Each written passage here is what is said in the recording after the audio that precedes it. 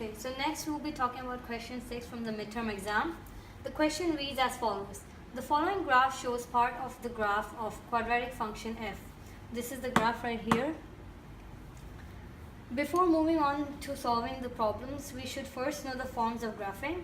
So the first form is called the factor form, where p and q are the x-intercepts.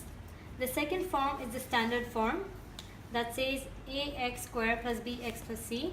And the last one is vertex form that says a bracket x minus h square plus k. In here, h is the axis of symmetry and k is the vertex. So moving on to the first part of the question. The first part reads as the x-intercepts are at -4, 0 and 6, 0 and the y-intercept at 0 to 40. The a part of the question says write down f of x in the form f of x equals to -10 x minus p x minus q. Here we see that x minus p x minus q are the factor form, where p and q are x-intercepts. So what we do in this is basically substitute -4 and 6 for p and q. So we write it as follows.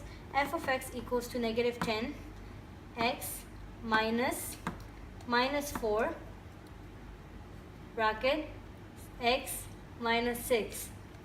So what the final answer would be, f of x equals to -10 x plus 4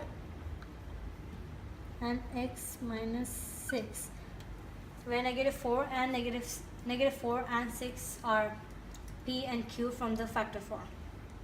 So the b part of the question says find another expression for f of x in the form -10 bracket x minus h square plus k. So as we see that this form is the vertex form, so h being the axis of symmetry. The axis of symmetry is basically the graph divided into two equal halves. So how we do that is add up both the x-intercepts and divide them by 2. So here we do 6 plus -4 divided by 2, which we get 1. So our x value is 1. Now we use the factor form to put it into this form. So first we need to find the vertex. How we find the vertex is, we use the factor form for that. We already have the value of x that we found here. We have the intercepts and -10 is given in the question. So y equals to -10. We put the value of x, 1 plus 4, 1 minus 6, and then we solve for y, which we got as 250. So our vertex becomes x and y, 1, 250. Now we put, as we got our vertex, we put it into the vertex form. So the form says f of x equals to -10 x minus 1, that is here, plus 250 that we got here. So here we see that both the values x and y have been put into the vertex form. Okay, so for part C of the question, it says show that f of x can also be written in the form f of x equals to 240 plus 20x minus 10x squared. Here we see that this is standard form, but in order to derive this answer, we would be using the answer we got previously in vertex form. So the answer we got previously was -10 x minus 1 whole square plus 250. Now what we need to do in order to get into this form is expand on the vertex form. How we do that? -10, we expand on this, x minus 1 whole square equals to x square minus 2x plus 1, bracket close, plus 250. The third step would be -10x square. We solve this, plus 20x minus 10 plus 250. What we get is -10x square plus 20x plus 240, exactly what's asked in the question.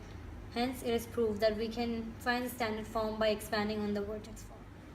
The last section of the question says, a particle moves along a straight line so that its velocity v in meters per second at the time t seconds is given by 240 plus 20t minus 10t square, for 0 being lesser or equal to t and t being lesser or equal to 6.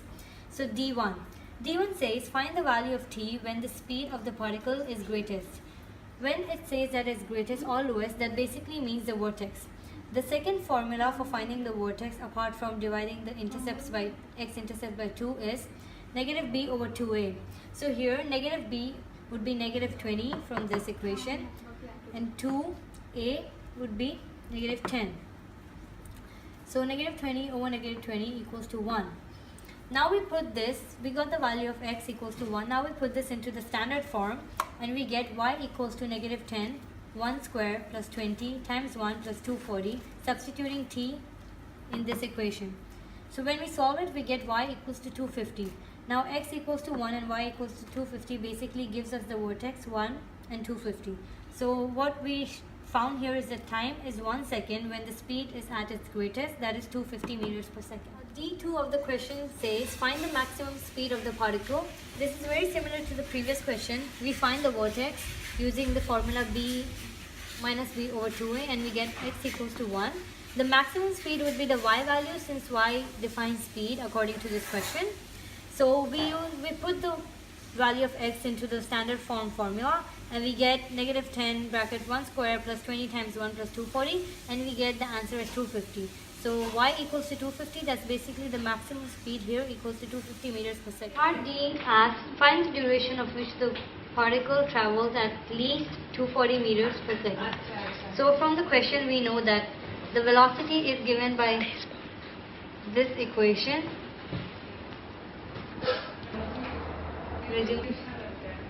So we use this equation to find the time at which the particle would travel at 240 meters per second. So we know that velocity is the y value.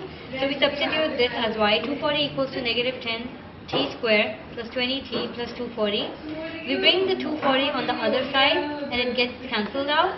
So we are left with negative 10 t square plus 20t equals to 0.